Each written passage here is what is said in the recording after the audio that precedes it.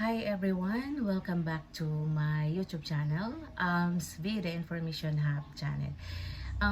If you are new to this channel, please consider do subscribing and also like this video if you like and share. So for today guys, i-share ko sa inyo kung paano mag-prepare ng 1701Q, yung required sa BIR na kailangan mong i-file every quarter if you are a professional, as registered professional sa BIR, as real estate sales person nga nag-registered as professional. So ito na guys, so dapat alam nyo to kung paano mag-fill up para hindi na kayo magbayad ng mga bookkeeper. Okay?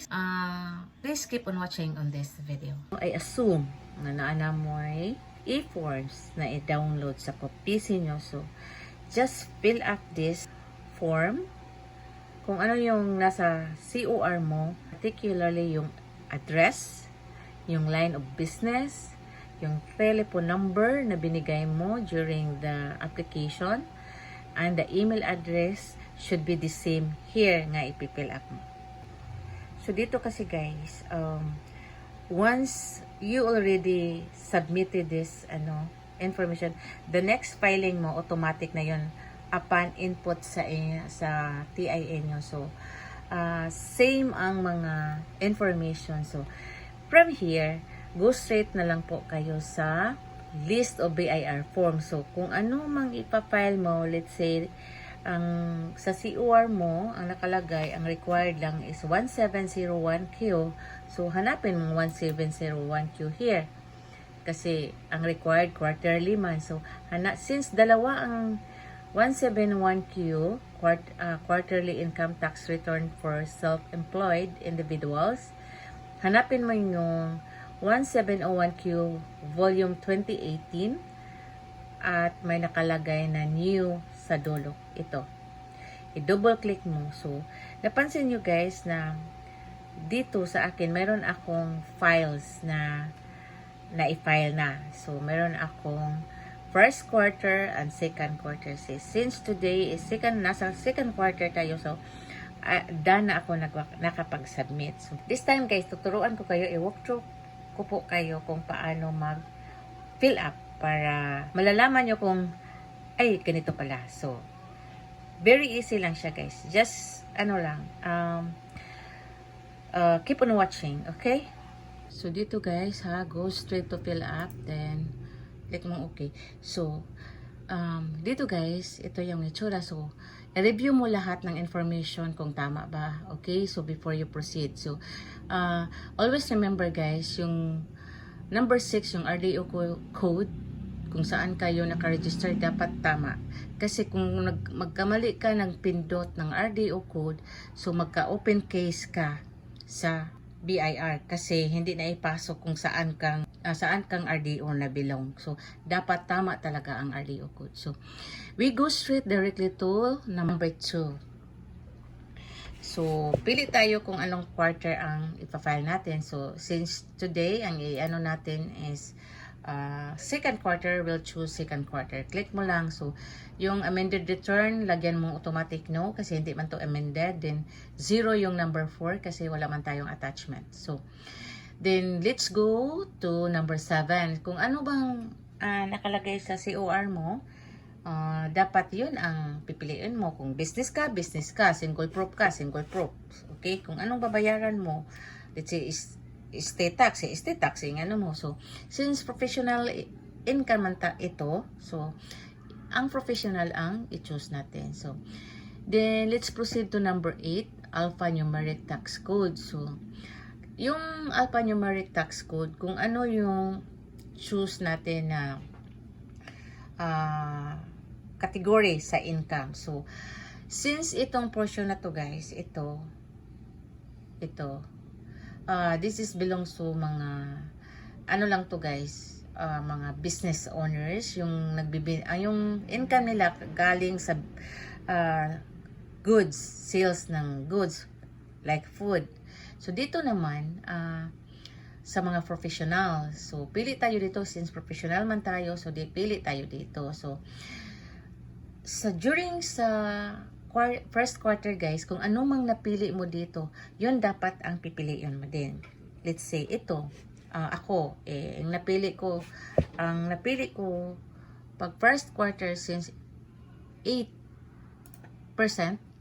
income from profession, 8%, so ito yung dapat ko din na pipiliin sa second quarter and the next.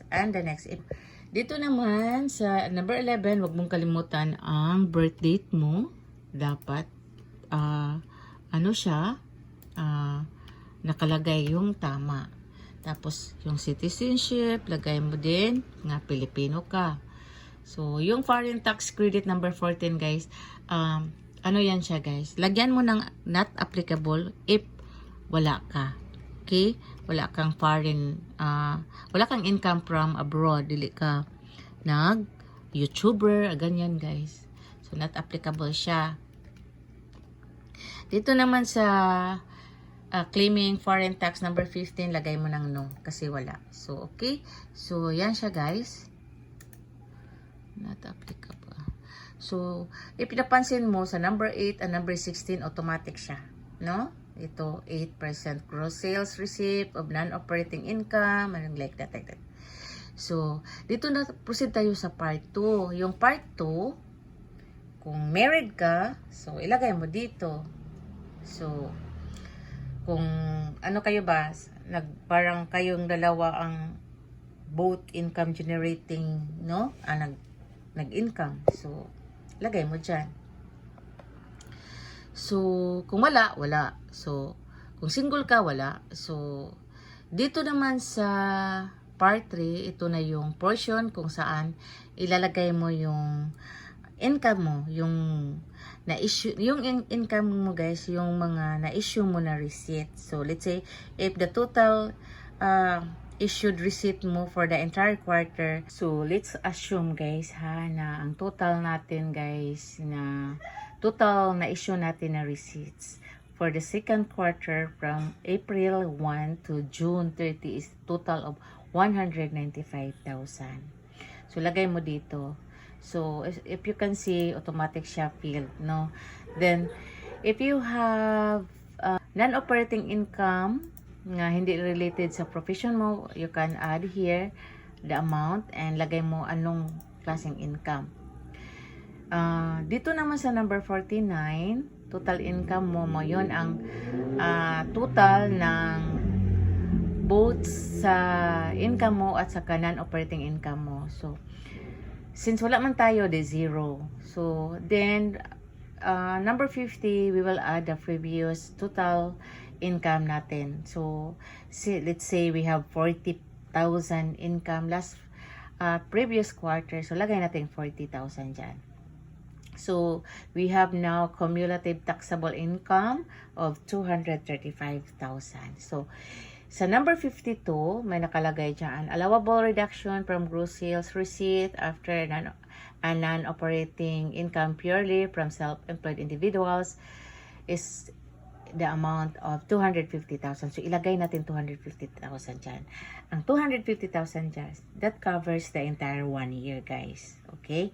So, since ang total natin is 235, so meron pa tayong taxable income negative of 15,000. So, negative siya. So, meaning, we still have allowable of 15,000 remaining. So, since hindi man tayo lumagpas sa 250,000, zero ang tax due natin. So, okay. So, dito tayo sa schedule number 3. Dito naman natin ilagay ang lahat ng mga nagdeduct sa atin, nag-withheld, or mayroon tayong mga tax credit na overpayment tayo sa previous na filing. So, dito natin ilagay sa number 55. So, sa 56, if meron or ang 55 guys, that was last year. Yung number 56, if sa previous quarter.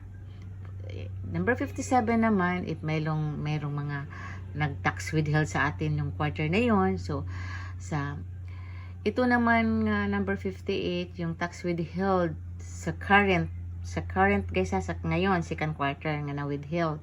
So dito lang natin ilagay guys lahat. So input ninyang dan. So since wala man tayo zero pa rin, wala man akong mga withheld or something, then dito tayo sa number sa schedule number 4. So ito yung mga surcharges, interest, compromise.